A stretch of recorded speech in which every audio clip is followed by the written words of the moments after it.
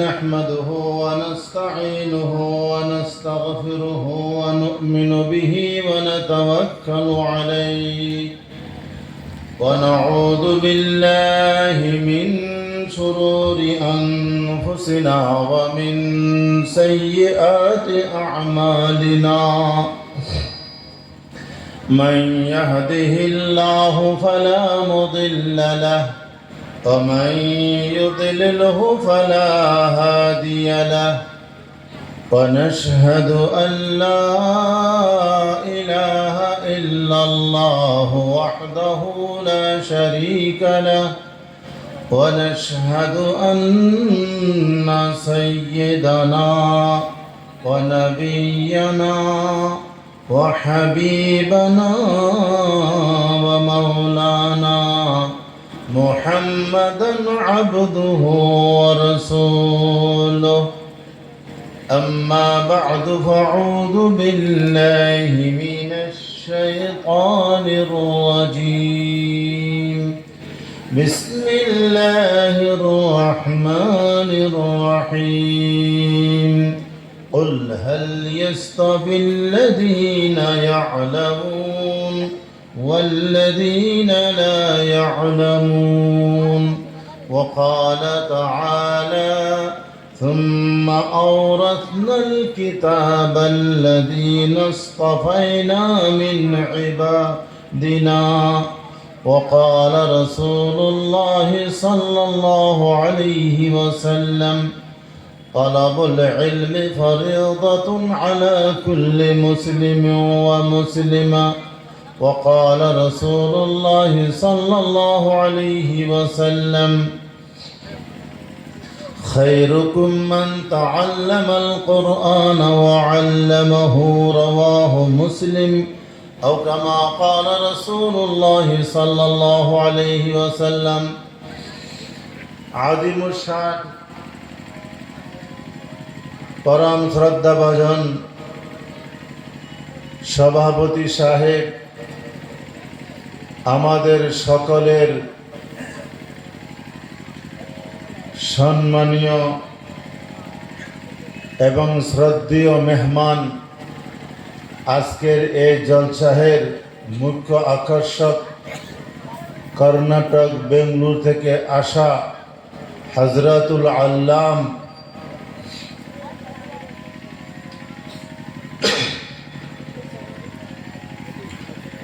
मौलाना अकबर शरीफ अल कासिमी अन नदवी दामा मजदुहु व अमार मुअज्जज उलामाए केराम এই অঞ্চলের আমার অতি শ্রদ্ধার বয়োজ্যেষ্ঠ মুরব্বী সকল উদীয়মান তরুণ যুবক ভ্রাতাবৃন্দ বিভিন্ন অঞ্চল বাড়িঘর থেকে দিনের দরদ এবং মহব্বত মাদ্রাসার আন্তরিকতা নিয়ে আগত এই মহান মাহফিলের অতিথিবৃন্দ পর্দানশীল মা এবং বোনেরা সত্যিকার আজকে আমরা এমন একজন অলি আর এমন একজন মহামনীষীর সংস্রবে সমবেত হতে পারছি যিনি এই কসর ময়দানে হয়ে যাওয়া ইজতেমার আখিরি বয়ান করেছিলেন অত্যন্ত কোরআন এবং হাদিস দিয়া মুজায়্যান করিয়া বয়ান করেছিলেন দোয়াও করেছিলেন তিনি আজকে আমাদের এই জলসাহের প্রধান অতিথি সামান্য পরে পদার্পণ করবেন ওনার সুন্দর চেহারা সুললিত কণ্ঠে ভাষা এবং ঈমান ও আমল বৃদ্ধি পাওয়ার মতো ঈমানি বয়ান আমরা সকলেই শুনতে পারব আমি বিনম্রর সহিত অনুরোধ রাখব যে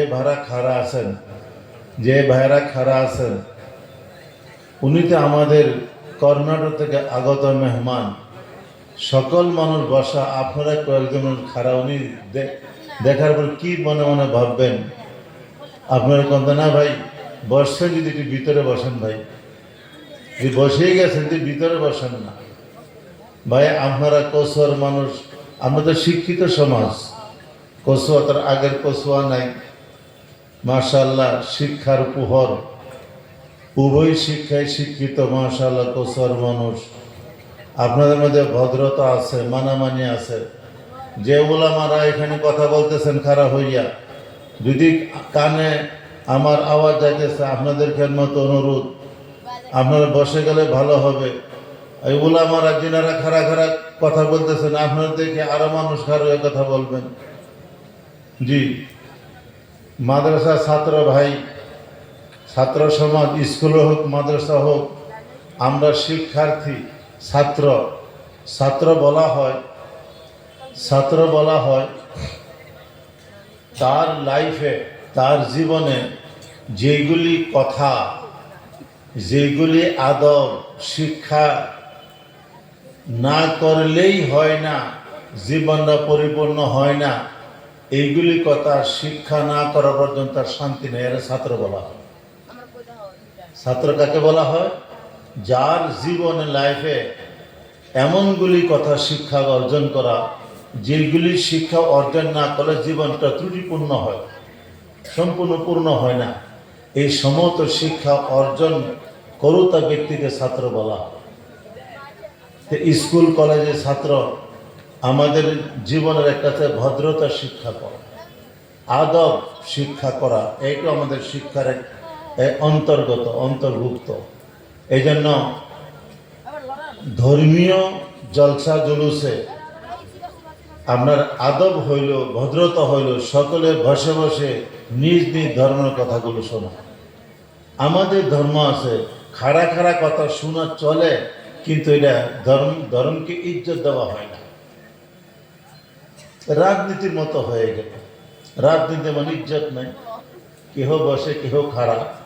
কিন্তু ধর্ম এটা মজলিস আর পলিটিক্যাল যেটা মিটিং, এটার মধ্যে পার্থক্য আছে। এই জন্য আমার ভাইয়েরা, এটা আমাদের ধর্ম। আমরা যদি এই ধর্মের ইজ্জত দেই, তবে এই ধর্মটা আপনার মানে সুন্দরভাবে আমরা ব্যবহার করতে পারবো, পরিচালনা করতে পারবো।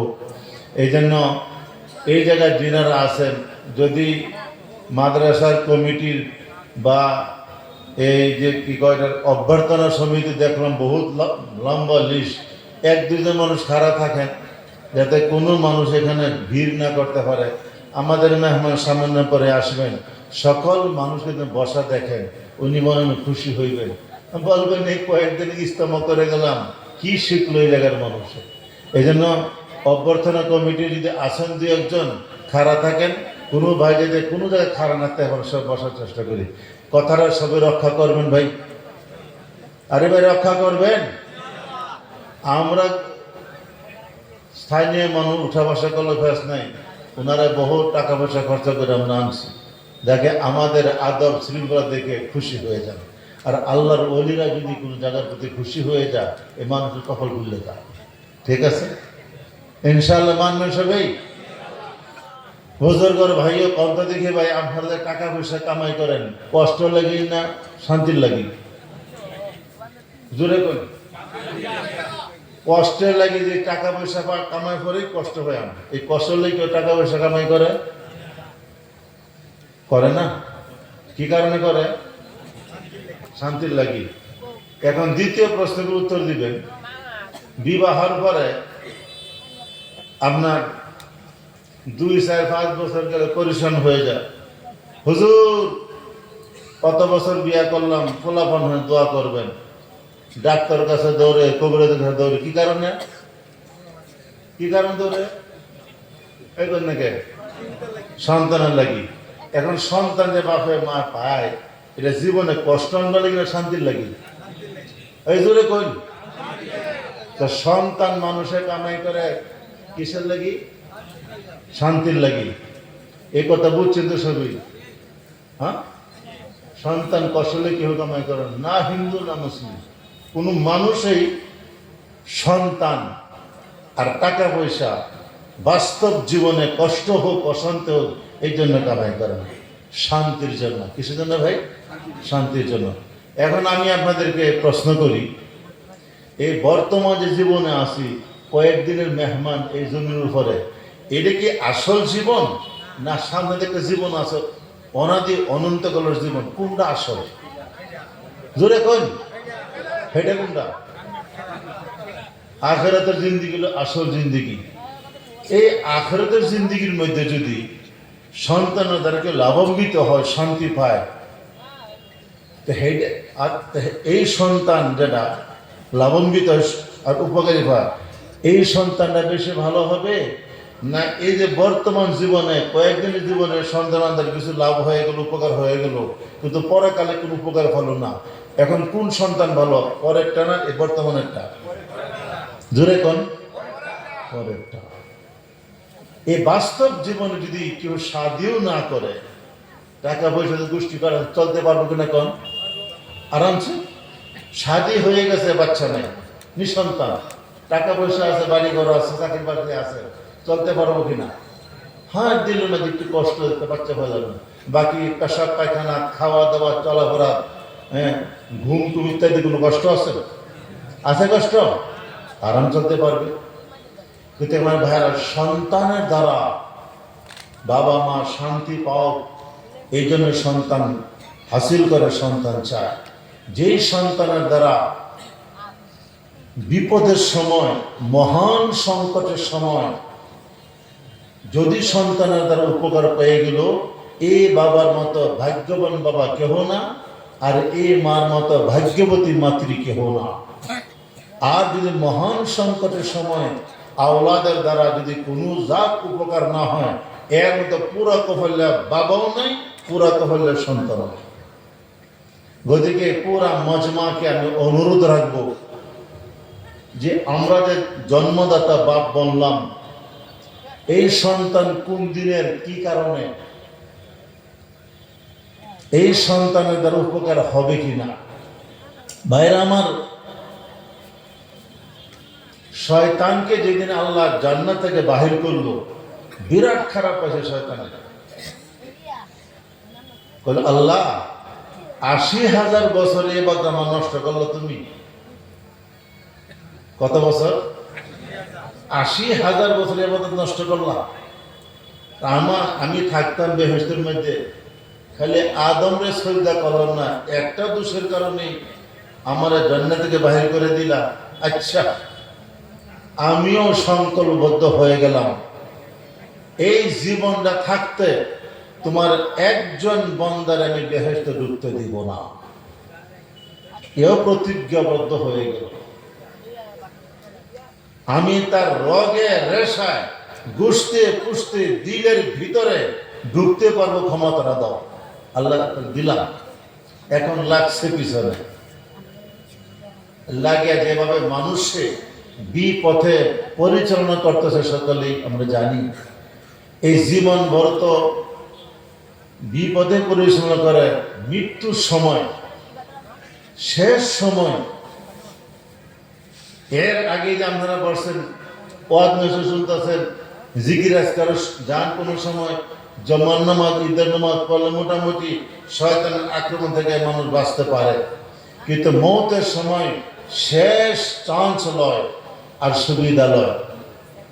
যখন মানুষ মৃত্যুমুখী হয়, এই সময় তার লক্ষণ কয়েকটাতে, 3টা লক্ষণ কিতাব আসছে। প্রথম, নাকটা হালিয়া যায়, নাক আর খাড়া থাকে না।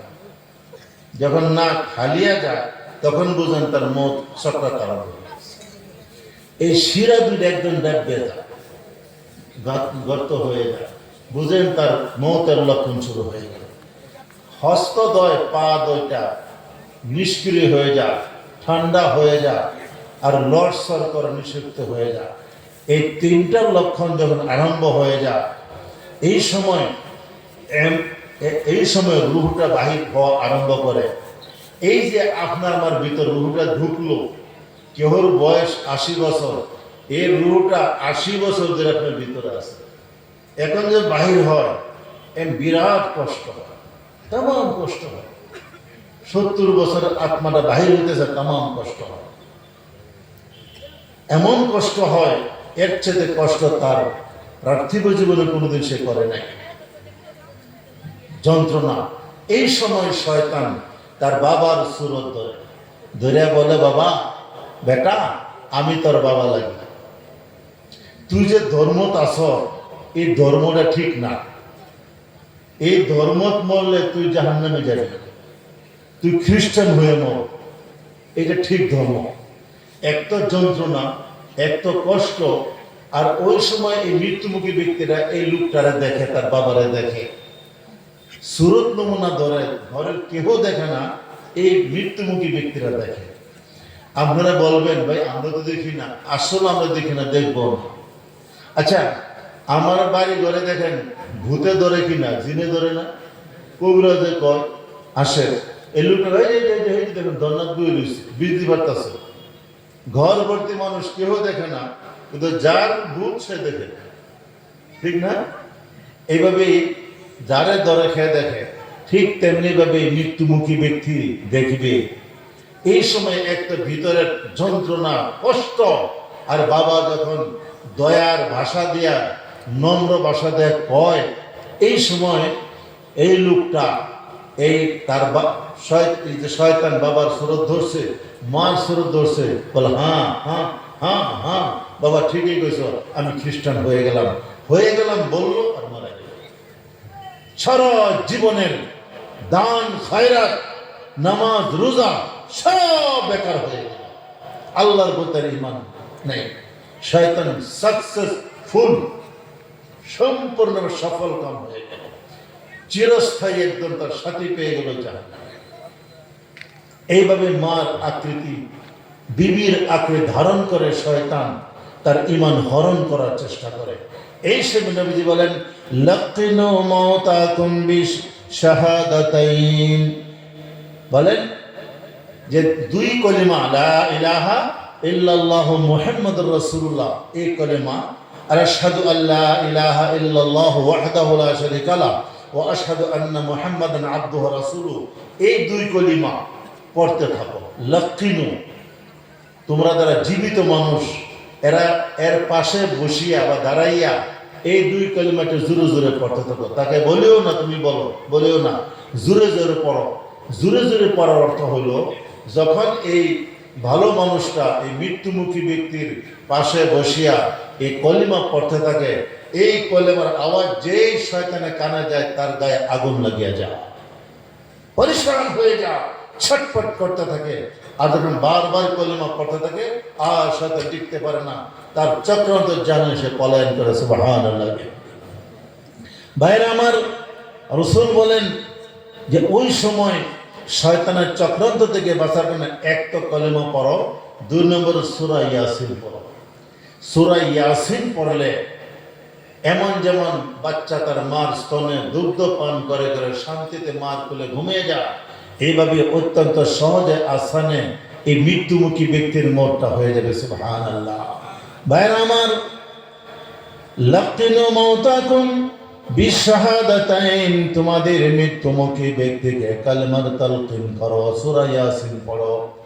আমার বন্ধুগণ, এই সন্তানকে যদি কোরআনে কারীম পড়াইতে পারেন, সম্পূর্ণভাবে কোরআন যদি শুদ্ধভাবে পড়তে পারে, সূরা ইয়াসিনটা যদি তার মুখস্থ থাকে, আর আয়াতুল কুরসি মুখস্থ থাকে, আমার রাসূল মুখস্থ থাকে, এই মৃত্যুমুখী বাবার নিকটে বসে বসে আপনার এই হাফিজ ছেলেটা আর আলিম ছেলেটা কোরআনে কারীমের আয়াত পড়বে, আল্লাহর কাছে করুণ সুরে দোয়া করবে, আল্লাহ, এই যে আমার বাবা দুনিয়া ছাড়িয়া যায়, আল্লাহ শয়তানের চক্রান্ত থেকে আমার বাবাকে রক্ষা করো, ঈমানের উপরে মওত দান করো।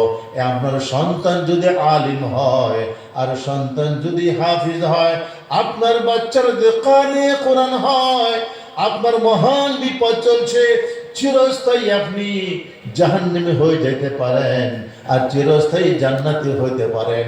এই মুহূর্ত, এই মহান সংকটের মুহূর্ত, যেই সন্তানটা কাজে আসলো আমার বাবা, এইটাই হলো আপনার উপকারী সন্তান। এমন সন্তানকে নেক সন্তান বলা হয়। কি সন্তান?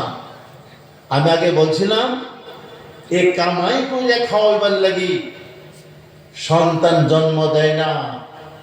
আসল জিন্দেগি মওত, কবর, হাসর, পরলৌকিক জিন্দেগি যে সন্তান কাজে আসে এইটা হলো আসল সন্তান।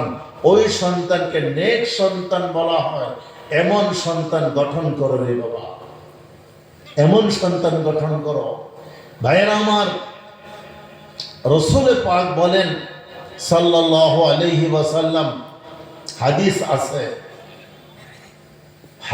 আছে যার সিনাতে সূরা ইয়াসিন মুখস্থ আছে, আর নবীজি বলেন আমার উপরে যারা ঈমান এনেছ, যত মুসলমান, পুরুষ কি নারী, যুবক কি যুবতী, নবীজি বলছেন আমি চাই প্রত্যেকের দিলের ভিতরে সূরা ইয়াসিনটা মুখস্থ থাকুক। সুবহানাল্লাহ, জোরে বলুন সুবহানাল্লাহ। নবীজি বড় খুশি। আমাদের বিশ্বনবী বলেন আমার দিলে চায় যারা আমার উপরে ঈমান এনেছ, প্রত্যেকজন মুমিন, বয়সস্থ হোক আর নাবালকই হোক আর সাবালকই হোক, পুরুষই হোক আর নারী হোক, প্রত্যেকের সিনাতে সূরা ইয়াসিনটা মুখস্থ থাকতে। কারণ সূরা ইয়াসিনকে নবীজির ভাষায় বলা হয়েছে কোরআনে কারীমের দিন। কি বলা হয়েছে? কোরআনে কারীমের দিন। এটা নবীজির আকাঙ্ক্ষা, তামান্না, প্রত্যেকজন মুমিন মুসলমান দিনের মধ্যে সূরা ইয়াসিন মুখস্থ থাকতো। তার রহস্যটা হলো মৃত্যুর সময় সূরা ইয়াসিন পড়লে মওতটা সহজ হয়, আসান হয়। বাবা এমন একজন সন্তান রেখে যান যেই সন্তানের দিলের মধ্যে সূরা ইয়াসিন আছে। এখন সূরা ইয়াসিন মুখস্থ কই করানো হয় বলতে দেখি? কোন শিক্ষা অনুষ্ঠান সূরা ইয়াসিন মুখস্থ করানো হয়? কোন আমরা কোন? আমি বলতেছি না, মাদ্রাসা, জোরে কোন? মাদ্রাসা। এখন এই মাদ্রাসা যেখানে সূরা ইয়াসিন মুখস্থ করানো হয়, লাভ না লস? লাভ কি জেনাইতে না বহুত বেশি? আরে অস্থায়ী না চিরস্থায়ী লাভ? ভাইরা আমার, আরো কিতাবে লেখা আছে মৃত্যুর পর যদি কোনো ব্যক্তি তার ধরেন তার বাবা মারা গেল, বাবাকে গোসল দিল, গোসল দেওয়ার পর শরীরটা শুকনা কাপড় দিয়ে পুছলো, পোছার পর এই যে আঙ্গুল শাহাদাত আঙ্গুলি দিয়ে যদি তার কপালে লেখে বিসমিল্লাহির রহমানির রহিম, আর বুকে যদি লেখে লা ইলাহা ইল্লাল্লাহু মুহাম্মাদুর রাসূলুল্লাহ, কালি ছাড়া বলছেন লিখতে পারে, লেখা দুরুস্ত আছে, বরঞ্চ লেখাটা পছন্দনীয়, উত্তম। লিখতে হবে কপাল, লিখতে হবে বুক। কেউ যদি লেখে লিখতে পারে, লেখাটা উত্তম। আর আল্লাহর দরবারে আসা এমন ইয়াকিন আর ঈমানের কালিমা যদি বুকে মুখে নিয়ে যায় কবরে, আল্লাহ, আল্লাহ তাকে মাফ করে দিবে, আল্লাহ তাকে মাফ করে দিবে। তেমনি ভাবি আমরা ছোট্ট কাল থেকে শুনছি আহাদ নামার দোয়া, শুনছি না? কি দোয়া? আহাদ নামার দোয়া। আহাদ নামার দুইটা দোয়া আছে, একটা লম্বা একটা বাট্টি।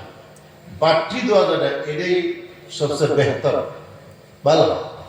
আর লম্বা যেটা এটা ঠিক আছে, কিন্তু বাট্টিটা বলা বেশি। লা ইলাহা ইল্লাল্লাহু আল্লাহু আকবার, লা ইলাহা ইল্লাল্লাহু ওয়াহদাহু লা শারীকা লাহু, লাহুল মুলকু ওয়া লাহুল হামদু, লা ইলাহা ইল্লাল্লাহ ওয়া লা হাওলা ওয়া লা কুওয়াতা ইল্লা বিল্লাহিল আলিয়্যিল আযীম। আমলে কোনটা? লা ইলাহা ইল্লাল্লাহ আল্লাহু আকবার, লা ইলাহা ইল্লাল্লাহু ওয়াহদাহু লা শারীকা লাহু, লাহুল মুলকু ওয়া লাহুল হামদু, লা ইলাহা ইল্লাল্লাহ ওয়া লা হাওলা ওয়া লা কুওয়াতা ইল্লা বিল্লাহিল আলিয়্যিল আযীম। সহজ না? এই দোয়াটা মুর্দারে গোসল দেওয়ার পর এই ডান বাজুতে বা বাম বাজুতে এই শাহাদত আঙ্গুল দেয়া কালি ছাড়া খালি আঙ্গুলে কেউ যদি লেখে দুরুস্ত আছে, লিখতে পারেন। বা এই দোয়াটা কফনের কাপড়ে এই শাহাদত আঙ্গুল দিয়া কালি ছাড়া ওযু সহ যে কেউ লেখেন লিখতে পারেন। লেখলে কি হবে? নবীজি হাদিস আছে আইয়াগফিরাল্লাহু, আল্লাহর দরবারে আশা আল্লাহ মাফ করে দিবেন। জোরে কোন কি করে দিবেন? কিন্তু এই দোয়াটা বাংলাতে লেখলে হবে না, হিন্দিতে লেখলে হবে না, আসামিতে গুজরাটি আর গরু ভাষা লিখলে হবে না, ইংলিশে লিখলে হবে না, লিখতে হবে আরবি ভাষা। কি ভাষা? জোরে কোন কি ভাষা? আরবি ভাষা। এখন আপনারা কন্ত ভাই, এই যে আরবি ভাষাটা এটা কোন অনুষ্ঠানে লেখানি হয়? আপনারা কইতেছেন, আমি কইতেছি না, স্কুলগুলো আছে কিন্তু এই ডাইন দিক দিয়ে আরবি ভাষা কোন জায়গায় লেখা হয়? ভাইরা আমার, এই যে দোয়া, এই দোয়া ডাইন তরফ থেকে মাদ্রাসায় লেখানো হয়, শিক্ষা দেওয়া হয়। আমার বন্ধুগণ, এমন একজন সন্তান যদি আপনি রেখে যেতে পারেন, মৃত্যুর পর আপনাকে এই সন্তান নিজের হাতে গোসল দিবে। আমার বন্ধুগণ, আফসোস এবং পরিতাপের বিষয়, বাবার 4 জন ছেলে, একজন বিরাট বড় কোম্পানিতে চাকরি করে, আরেকজনের সরকারি চাকরি করে, একজন বিরাট লাখপতি করোড়পতি, আর একজন বিরাট বড় ব্যবসায়ী। বাবা মারা গেল, কিন্তু 4 জন ছেলে থেকে একজন ছেলে বাবাকে গোসল দেয় না, কারণ জীবনে কোনোদিন মানুষকে গোসল দেয় নাই। দৌড়িয়া যা আমির সাহেব, ইমাম সাহেব, বাবা জান মারা গেছেন, দয়া করে আমার বাবাকে আপনি গোসল দিয়ে দিন। আমার ভাইয়েরা, এই অন্ত দেখি যে বাবা জানটা লুটাইলো আর বাংলাদেশ থেকে ডাক্তার বানায়া আনলো, ইউক্রেন থেকে ডাক্তার বানায়া আনলো, রাশিয়া থেকে ডাক্তার বানায়া আনলো। আমার বন্ধুগণ, এত লাখ লাখ টাকা, করোড় করোড় টাকা খরচা করলো, কিন্তু এখন বাবার হাতের শেষ গোসলটা পাইব, ছেলের হাতের শেষ গোসল বাবা পাইল না। এর চাইতে দুঃখ আর পরিতাপের কি বিষয় হইতে পারে? আমার ভাইয়েরা, যদি ছেলেটা কোরআনে কারীমের হাফিজ হয়, আলিম হয়, যখন আপনাকে গোসল দিবে, আমার বন্ধুগণ, আমার বন্ধুগণ, আমার ভাইয়েরা, ছেলেটা যদি আলিম হয়, আপনার গায়ে যখন পানি দিবে, চোখ থেকে তার পানি সে ধরে রাখতে পারবে না। এই ছেলে বাবার মুখের দিকে তাকাইবে, বলবে, আল্লাহ, রৌদ্র পুরিয়া মেঘে ভিজিয়া আমার বাবা আমাকে আলিম বানাইলো, হাফিজ বানাইলো, কারি বানাইলো। আল্লাহ, পানির সাথে সাথে যেভাবে বাবার ময়লা দূর হইতেছে, আল্লাহ বাবার জীবনের সমস্ত গুণাগুলো তুমি দূর করিয়া দাও। এইভাবে মুখে হাত দিবে আর আপনার বুকটা আর পেটটা নরম হাতে মর্দন করে করে আপনাকে গোসল দিবে, আর সে তার চোখের পানি ধরে রাখতে পারবে না। একবার মুখের দিকে তাকাবে, একবার বুকের দিকে তাকাবে, আবার মুখটা হাত দিয়ে ঘোরাইবে, আল্লাহর দরবারে কান্দের বলে, আল্লাহ, আমার বাবার জীবনের সমস্ত গুনাহগুলো তুমি মাফ করে দাও। আমার ভাইয়েরা, যদি আপনার ছেলে গোসল দিতে না পারে, অন্য মানুষে গোসল দেয়, মনে রাখবেন, তার চোখ থেকে কোনোদিন পানি বাহির হবে না, তার মুখ থেকে আপনার জন্য কোনোদিন দোয়ার একটা শব্দ বাহির হবে না। এই জন্য আমি বলছিলাম, বাবা গো, সন্তান কেন মানুষে কামাই করে? মহান বিপদের সময় সন্তান যেন কাজে আসে। যখন আপনাকে গোসল দিবে, কান্দিয়া কান্দিয়া খোদার দরবারে দোয়া করবার গোসল দিবে, আমার বন্ধুগণ, ওই সময় তার চোখের পানি নয়, তার কলিজার ভিতর থেকে বাবার মহব্বতের পানি বের হবে। এই এক ফোঁটা পানির মূল্য তামাম কায়নাতে কেউ দিতে পারবে না। এইভাবেই যখন আপনাকে এই সাদা কাপড়ে যখন আপনাকে চড়াইবে, কান্দের বলে, আল্লাহ, কাপড়টা যেমন সাদা, আমার বাবার জীবনের সমস্ত গুণাগুলো মাফ করিয়া আমল নামাটাও এই কাপড়ের মতো তুমি সাদা করিয়া দাও।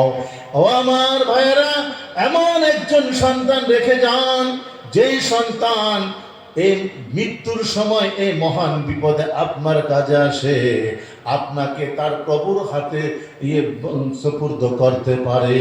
আমার বন্ধুগণ, যখন নামাজে জানাজা পড়াইবার মতো হয়, বিশ্বাস করেন ভাই, এই যে 4 জন ছেলে আপনি জন্ম দিলেন, এখন একজন ছেলে জানাজা পড়াইতে পারে না। হায় রে বাবা, যার পিছনে তোমার পিঠে কত কত ঘন্টা রৌদ্রতাপ সহ্য করলো, আল্লাহর কুদরতে এই বর্ষণ আর বারিশ আর মেঘ সে বৃষ্টি সহ্য করলো, লক্ষ লক্ষ টাকা খরচ করলাম, আজকে অপরের পুতে জানাজা পড়ে, তোমার পুতে জানাজা পড়তে পারলো না। এর চাইতে লজ্জা, এর চাইতে পরিতাপ, এর চাইতে আফসোসের বিষয় কি হইতে পারে? এই জন্য এই মজমাতে যত মানুষ আছেন, আল্লাহর দোয়াইটা বলছে, বাবা এমন সন্তান বানায় যান যে সন্তানটা নিজে হাতে গোসল দিয়ে আপনার জানাজার নামাজটা পড়াইতে পারে। একজন সন্তান বানাই দে ভাই। যদি জানাজা পড়ার মতো সন্তান নাই, এই সন্তান হওয়ার চেতে না হওয়াই ভালো। কোন কামের সন্তান? খালি খরচে করলা রে বাবা, তার পেটটা বললো, তোমার তো কোনো লাভ হইল না। আমার বন্ধুগণ, যখন এই সন্তান যখন জানাজা পড়াবে, আর আলিম যদি হয়, অর্থ বোঝে আল্লাহুম্মা গফির লি হাইয়িনা ওয়া মাইয়িতিনা ওয়া শাহিদিনা ওয়া গায়িবিনা, এই যে অর্থ, এমন সুন্দর অর্থ, এমন সুন্দর অর্থ, বাবার লাশটার সম্মুখে অর্থের দিকে লক্ষ্য করে করে যখন জানাজা নামাজ পড়াবে, অন্তর ভিতর থেকে দোয়া হবে। এই জানাজার দোয়া মানে মুর্দার মাগফিরাতের দোয়া। যখন সমস্ত মানুষ উঠবে কবর চেতে, আপনার সন্তানের এই কাফনের গিরাগুলো খুলবে, তখন শেষ কান্দায় কানবে, আল্লাহর দরবার আপনাকে সুপুর্দ করবে। আল্লাহ, এই অন্ধকার কবরে, আল্লাহ অন্ধকার কবরে আমার জন্মদাতা পিতৃকে তোমার সুপুর্দ করে দিলাম। আল্লাহ কিয়ামত পর্যন্ত এই বাবা এখানে থাকবেন। আল্লাহ, আমার বাবাকে তুমি তোমার সদয় নজরে দেখিও, তোমার আগুনে, তোমার মাটিয়ে, তোমার সাপ বিচ্ছুটাতে আমার বাবাকে কষ্ট না দে। আল্লাহ, তোমার কুদরতি কুলে সুপুর্দ করে দিলাম। নবীজি বলেন, ও সন্তান, সমস্ত মানুষ যখন চলে আসবে, সমস্ত মানুষ যখন চলে আসবে, তুমি চলে আসো না, তুমি দাঁড়াও, তুমি দাঁড়াও। আরেকটা দোয়া আছে ভাই, এই দোয়াটি পড়তে লাগে। আমার বন্ধুগণ, নবীজি বলেন, যখন মানুষ চলে আসে, এই সময় 2 জন ফেরেশতা আসেন। 2 জন ফেরেশতা আসিয়া 3টা প্রশ্ন করেন। লোকটাকে আল্লাহ জিন্দা করেন, জীবিত হওয়ার পরে তার হুঁশ ফিরে আসে। উপর দিকে চায়, দেখে মাটি আর মাটি, তলের দিকে চায় মাটি আর মাটি, ডান দিকে চায় মাটি আর মাটি, বাম দিকে চায় মাটি আর মাটি। লোকটা যত বড় আলিম হোক আর অলি হোক, মানুষ হিসেবে হতভম্ব হইয়া যায়। এই সময় ফেরেশতা 3টা প্রশ্ন করেন। এই সময় লোকটা ঘাবড়াইয়া যায়, হতভম্ব হয়ে যায়, কি দিবে এই প্রশ্নের উত্তর। এই সময় নবীজি বলেন, আল্লাহর বান্দা, দাঁড়াও দাঁড়াও, কবরের পাশে দাঁড়াও, বাকি মানুষ চলে যাও, তুমি আরেকটা দোয়া পড়ো, জোরে জোরে পড়িও। এই দোয়াটা পড়লে এই যে মৃত্যু মুর্দা এই দোয়াটা শুনে, আর 3টা প্রশ্নের উত্তর এই দোয়ার ভিতরে আল্লাহ রেখে দিয়েছেন। আমার নবী বলেন, ওই আল্লাহর বান্দা, আরবিতে দোয়া করতে হবে, বাংলাতে করলে হবে না, উর্দুতে করলে হবে না, আসামিজ, হিন্দি আর ইংলিশে করলে হবে না, আপনার আরবিতে করতে হবে। যেভাবে নবী যে বলছেন এইভাবে করতে হবে। বাবার নাম নিতে হবে, দাদার নাম নিতে হবে, আবার আরবিতে নিতে হবে। দাদার নাম আরবিতে, বাবার নাম আরবিতে নিতে হবে। বলে উযকুর ইয়া ফলার ফলা, ও আমার দাদার ছেলে, আমার বাপ, উযকুর, বাবা তুমি স্মরণ করো, দীনাকাল্লাযী কুনতা আলাইহি মিন শাহাদাতি আল্লা ইলাহা ইল্লাল্লাহ ওয়া আন্না মুহাম্মাদার রাসূলুল্লাহ ওয়া আন্নাল জান্নাতা হাক্কুন ওয়ান নারা হাক্কুন وأن الساعة لآتية لا ريب فيها وأن الله يبعث من في القبور أنك رضيت بالله ربا وبالإسلام دينا وبمحمد نبيا وبالقرآن إماما وبالكعبة قبلة وبالمؤمنين إخوانا এই দোয়ার নাম হলো তালকিন বাদা তাদফিন। দফনের পরে এই দোয়াটা করতে লাগে। এই দোয়া যখন তার ছেলে পড়বে আর আওয়াজ বাবার কানে যাবে, তার যে দুর্বলতা হতভম্ব ঘাবড়ে গিয়েছিল দূর হয়ে যাবে, সম্পূর্ণ হুঁশ আসবে, সাহস হবে। আর এই দোয়ার ভিতরে এই তিনটি প্রশ্নের উত্তর রাখা আছে। সুবহানাল্লাহ বিহামদি।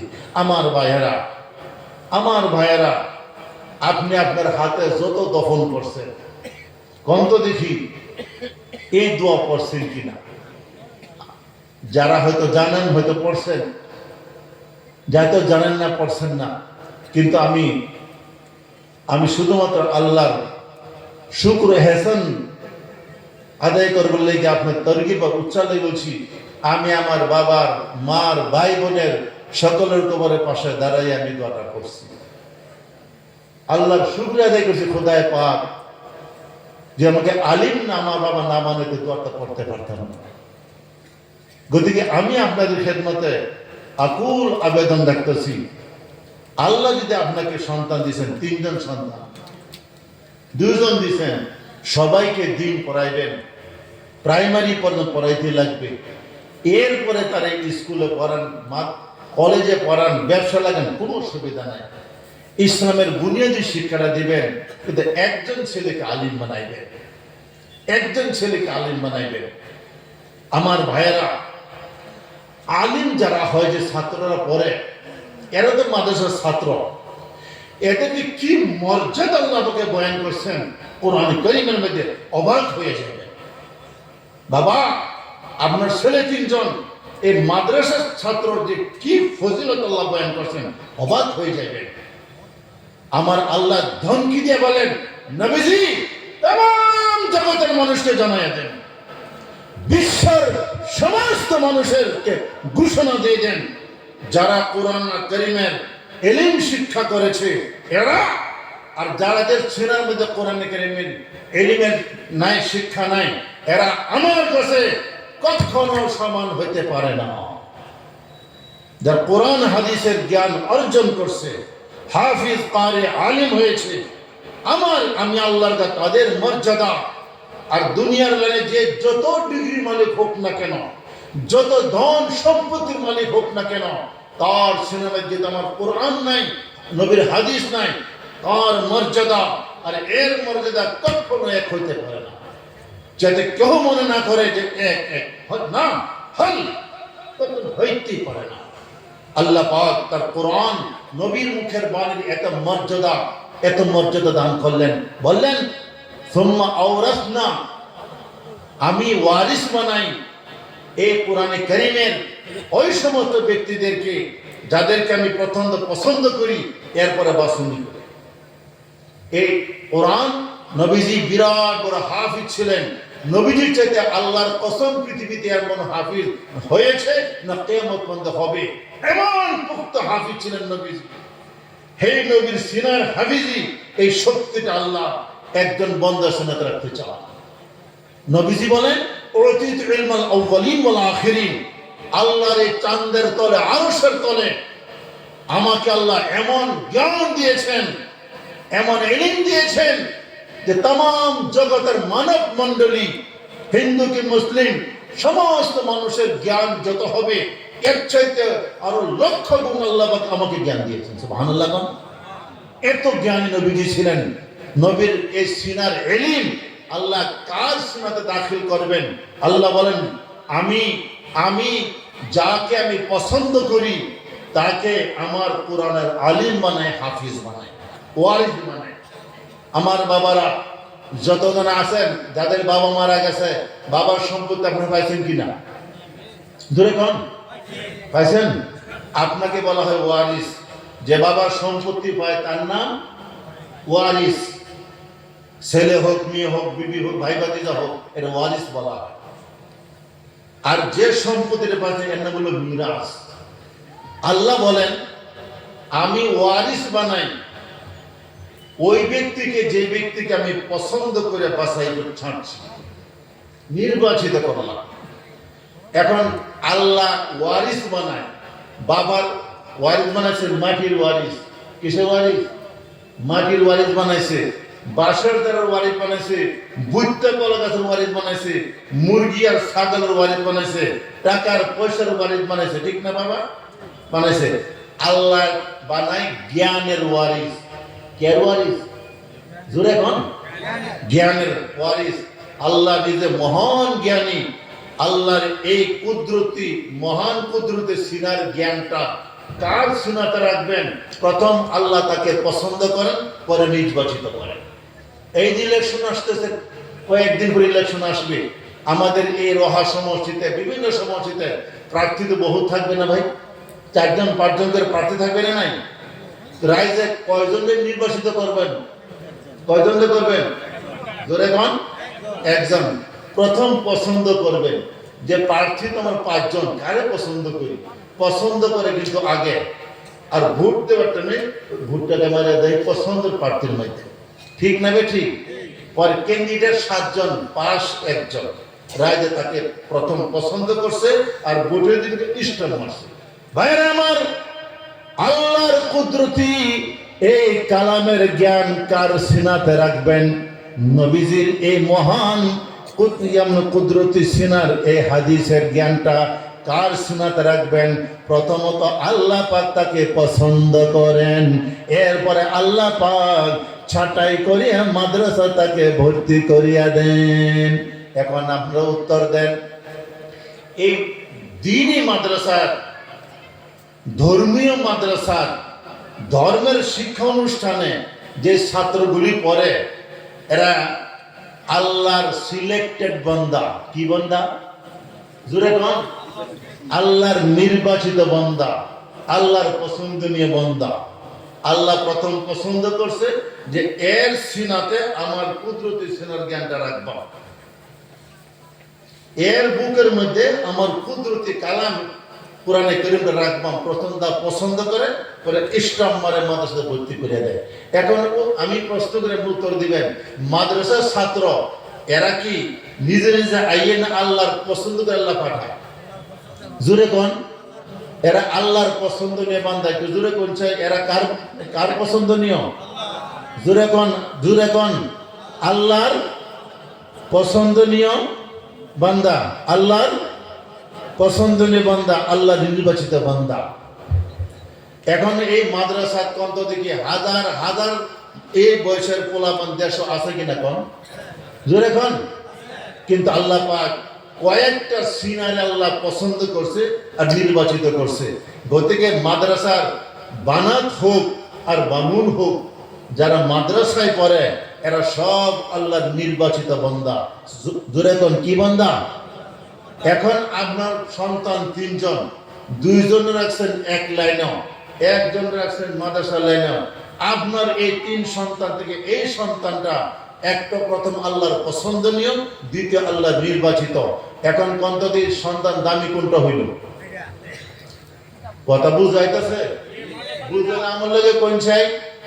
যে সন্তানরে আল্লাহ পছন্দ নির্বাচিত করছেন এইটা দামি হবে, আর আরেক সন্তান বাবা নির্বাচিত করছে, কোন সন্তান দামি? জোরে করেন আমার লগে। আল্লাহর নির্বাচিত বান্দা এটা বেশি দামি না বাবার নির্বাচিত বান্দা? কোনটা দামি বেশি? আল্লাহর নির্বাচিত যে সন্তান এইটা দামি বেশি, আর বাবার নির্বাচিত সন্তান এইটা দুনিয়ার মধ্যে বহুত দামি, মরার পরে আর দাম নাই। কারণ সূরা ইয়াসিন পড়তে পারে না, সূরা ইয়াসিন পড়তে পারে না, ডান দিকটা লিখতে পারে না। কোন দিক দিয়া? ডান দিকটা লিখতে পারে না। যে ডান দিকটা আহাদ নামা লিখতে পারে, কলিমা লিখতে পারে, কফনে লিখতে পারে, এই সন্তানটা মহান সংকট সময় কাজে আসিয়া গেল। এই জন্য আমার বাবার আমি বলছিলাম, সন্তান মানুষে অর্জন করে শান্তির জন্য। এই মহান বিপদের সময় যদি আপনার সন্তান কাজে আসলো, এই সন্তানটা হলো আপনার উপকারী সন্তান। আমার ভাইয়েরা, কিয়ামতের ময়দানে যদি ছেলেটার বুকে সিনাত কোরআনে কারীম থাকে, আলিম হয়, আল্লাহ যখন তাকে জান্নাতের ফয়সালা করবেন, সে যাওয়া শুরু করবে। ওই সময় ফিরিতে কিফ, থামো, তুমি থামো, তুমি থামো, এই আলিম তুমি থামো, তুমি যাও না। একটু বেড়ে আমাকে বাধা কেন দিল, কেন বাধা দিল? ফেরেশতারা বলবেন আল্লাহর পক্ষ হইতে তোমাকে তোমাকে এক বিরাট বড় নিয়ামতের কি, যে কমসে কম 10 জন তোমার পরিয়ালের, তোমার গোষ্ঠীর খানদানের 10 জনকে সুপারিশ করে জান্নাতে নিয়ে যাও। সুবহানাল্লাহ। কোন আম জনগণ যদি জান্নাতে হয়, যাও তাড়াতাড়ি তাড়াতাড়ি যাও। কিন্তু আলিম যদি হয়, হাফিজ কোরআন হয়, বল কিফ, থামো থামো, কমসে কম তোমার খানদানের গোষ্ঠীর কিছু মানুষকে সুপারিশ করে জান্নাতে নিয়ে যাও। আমার বুজুর্গর ভাইও, হযরত ওলামায়ে কেরামকে দাম দেওয়া শিখেন। এরা ফালান্য মানুষ না, এরা ফালান্য মানুষ না। এই দুনিয়ার ম্যাজিস্ট্রেটের সামনে সব মানুষ ওকালতি করতে পারে না। বিশেষ ব্যক্তিগণকে ম্যাজিস্ট্রেটের সামনে তাদের ভাষ্য প্রকাশ করতে পারে, তাদের উকিল বলা হয়। কিয়ামতের ময়দানে কোটি কোটি পয়সা থাকা মানুষ বিপদের সম্মুখীন হয়ে থাকবে। কত সহুকি মানুষ, ডিগ্রিধারী মানুষ আপনার মুজরিমের, অন্যায়কারের কাতারে খাড়া থাকবে। এই যে আপনার সন্তানটা হাফিজ কোরআন, যদি সে আমল নিয়ে দুনিয়ার জীবন যাপন করতে পারে, আমল সহ যদি কবর যাইতে পারে, এমন সন্তান কিয়ামতের ময়দানে আল্লাহর দরবারে এমন ভাবে জিত করবে, খোদা আমাকে তুমি জান্নাতের পারমিশন দিয়েছো, কিন্তু আল্লাহ যে বাড়ি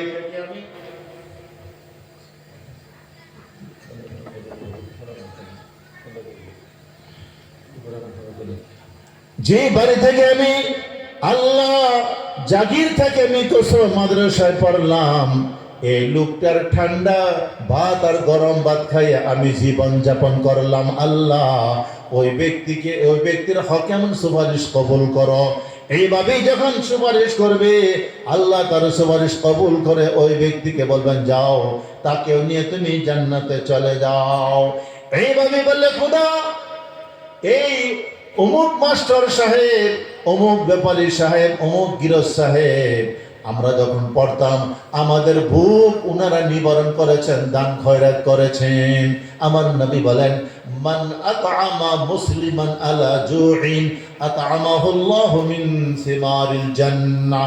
বিশ্ব নবী বলেন যে ব্যক্তি ভুখা মানুষের খানা খাওয়া ভুখটা নিবারণ করে দিল, কিয়ামতের দিন আল্লাহ পাক জান্নাতের খানা দিয়া তার আল্লাহ পেটটা ভর্তি করে দিবেন। সুবহানাল্লাহ।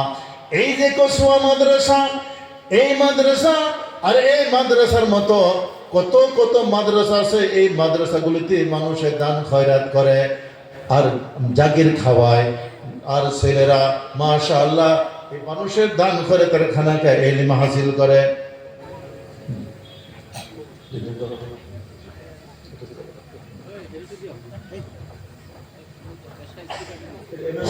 नाराए तकबीर, नाराए तकबीर।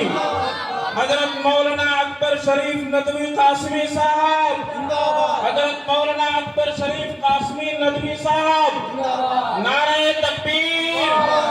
कसूआ इस्लामिया अरबिया मदरसा, कसूआ इस्लामिया अरबिया मदरसा, हजरत मौलाना अकबर शरीफ कासमी नदवी साहब। মাশাআল্লাহ মাশাআল্লাহ। আমি আর বিলম্ব করতে চাইছি না, আমাদের মুখ্য মেহমান এসে গেছেন। তো কিয়ামতের ময়দানে, কিয়ামতের ময়দানে ওই সমস্ত মানুষ অত্যন্ত উপকৃত হইবেন যিনারা এই দুনিয়ার জীবনে মাদ্রাসার ছাত্রকে দান খয়রাত করিয়া পেটটা ভর্তি করে রাখলেন, ইলম হাসিল করলেন। আমি এখনই জালালিয়া মাদ্রাসাতে হুজাই জামিয়া জালালিয়া থেকে আসতেছি। আমরা পড়ছিলাম এই সময় এতটুকু ছিল না, এখন আজকে বললেন 4 টাইম খানা দেয় মাদ্রাসাওয়ালারা। সকালবেলা একটা নাস্তা দেয়, হেভি নাস্তা, 10 টাকা করে ভাত দেয়, আবার আসরের পরে একটা নাস্তা দেয়, আবার রাত্রেবেলা খানা দেয়। আমরা যখন ছিলাম মাত্র 2 টাইম আমাদেরকে দেওয়া হতো, এখন 4 টাইম দেয়। মাশাআল্লাহ, অত্যন্ত খুশি হয়েছি। বুজুর্গর ভাইও, যাদের টাকা পয়সার দানা ছাত্রর পেটে পড়বে, কিয়ামতের ময়দানে আপনার কপাল খুলে যাবে। এরা সুপারিশ করে জান্নাতে নিয়ে যাবেন। যা হোক, হযরত আসিয়া গেছেন, আর আপনারা সত্যিকার বিরাট একটা সুযোগ পেলেন, আজকে মহান সুযোগ পাইলেন। এত বড় মহামনীষী, উনি দোয়া করবেন। এই মাদ্রাসার কয়েকটা অত্যন্ত জরুরি কয়েকটা সময়